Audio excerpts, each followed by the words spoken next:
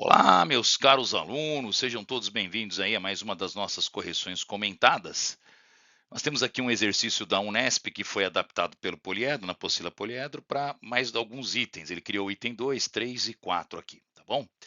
Então vamos lá, turma. Nós temos aí dois blocos, um de massa e mão aqui, ó, tá? E um de massa e minho, um bloquinho aqui, massa e minho.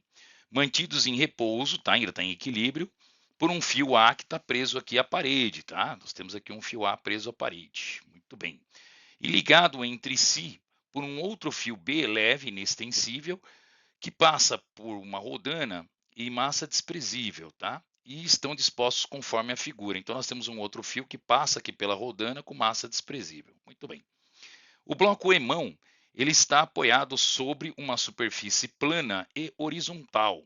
Muito bem, não fala nada de atrito, né, Todai? Não, não fala nada. Galera, quando não fala nada de atrito, o ideal seria ter colocado aqui uma superfície livre, né, uma superfície lisa, perdão, e horizontal. Mas ele não fala nada, também a ausência aqui dessa informação significa que não tem atrito, tá? Quer dizer, tem, mas ele pede para ele não cita, você vai desprezar, tá bom? Enquanto que o bloquinho M encontra-se então suspenso, tá? A rodana então, ela pode girar livremente. Considere o G igual a 10, nenhuma novidade para nós aqui. E lá vem a pergunta número 1, pessoal. Num dado instante, o fio A ele vai ser cortado, tá? Nós vamos cortar aqui, pá, cortar aqui o fio A. E aí o sistema vai despencar, tá certo, pessoal? Muito bem. E os blocos passam a se mover com uma aceleração constante A. Muito bem. 1. A condição mínima para que o sistema entre em movimento após o fio ser cortado é dada por qual? Bom, turminha, a alternativa aqui, muita gente acaba colocando aí a alternativa C, né? Perdão, alternativa B, que o eminho tem que superar o emão, mas não é o caso, turma, não é o caso. Uma vez que nós temos aqui uma força peso, tá? Nós temos aqui uma força peso e essa força peso ela pode ser calculada simplesmente como sendo o quê? O produto massa gravidade, né?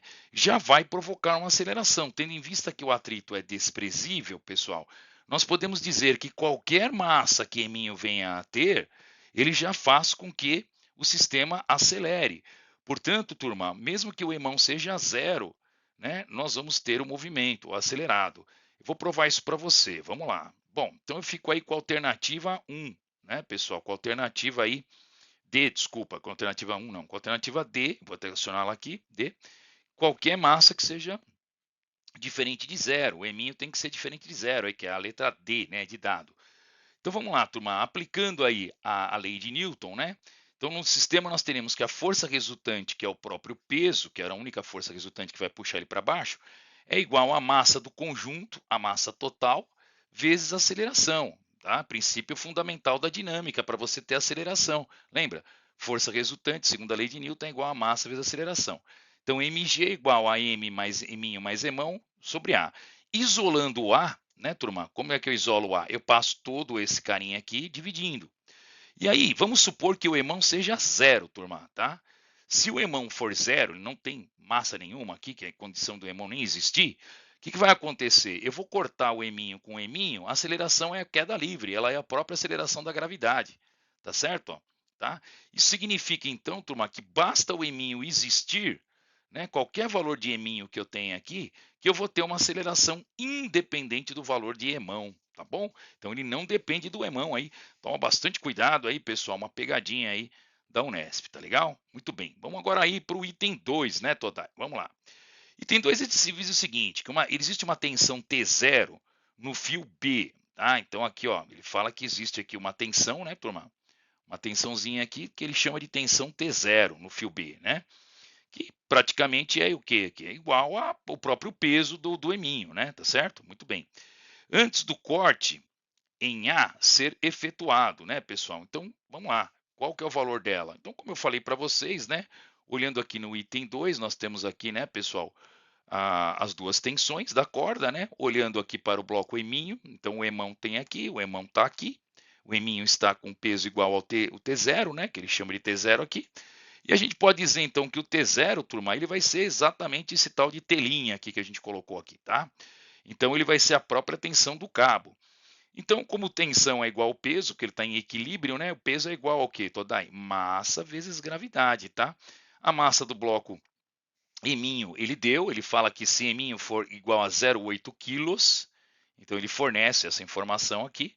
Então 0,8 vezes 10 vai dar 8 newtons. Sim, tá? A tensão do cabo é a própria, antes de cortar, a tensão desse cabo aqui, turma, ela é a própria tensão telinha, tá? Essa própria tensão telinha. T0 e telinha são iguais aqui, né?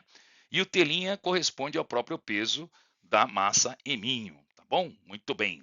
Vamos para o item 3 aí. A tensão T1 no fio B durante o período de aceleração para que a aceleração seja de 2,5 metros por segundo ao quadrado. Então vamos lá, turma. Agora, no momento em que eu cortar o fio A, ele vai sair acelerado, o emão sai acelerando, e obviamente que o eminho também cai com a mesma aceleração. Lembra que na dinâmica a aceleração do conjunto é a mesma, né? Então ambos estão com 2,5 metros por segundo ao quadrado, né? Só que um está escorregando para a direita e o outro está em queda livre. Perfeito? Muito bem. Aplicando então, pessoal, mais uma vez a segunda lei de Newton, força resultante é igual a massa vezes aceleração, o que nós vamos ter?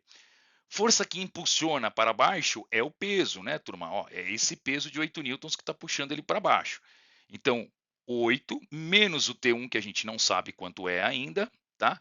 Mas o T1 não era igual ao que a gente tinha acabado de descobrir anteriormente, 8 newtons? Não, galera, cuidado.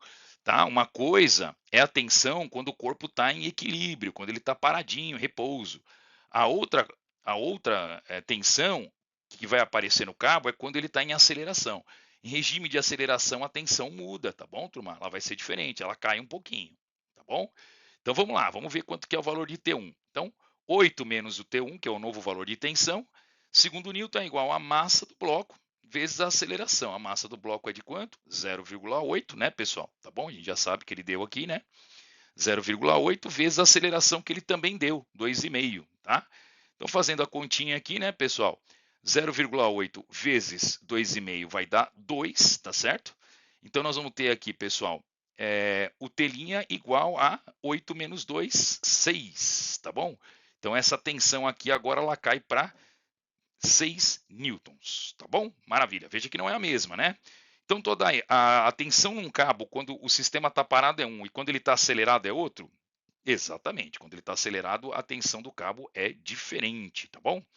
E agora ele quer, pessoal, no último item, o item 4, no caso do item 3, ele quer saber qual é o valor da massa, né? Então é só pegar essa equação aqui, a gente descobriu o valor da massa, né, pessoal?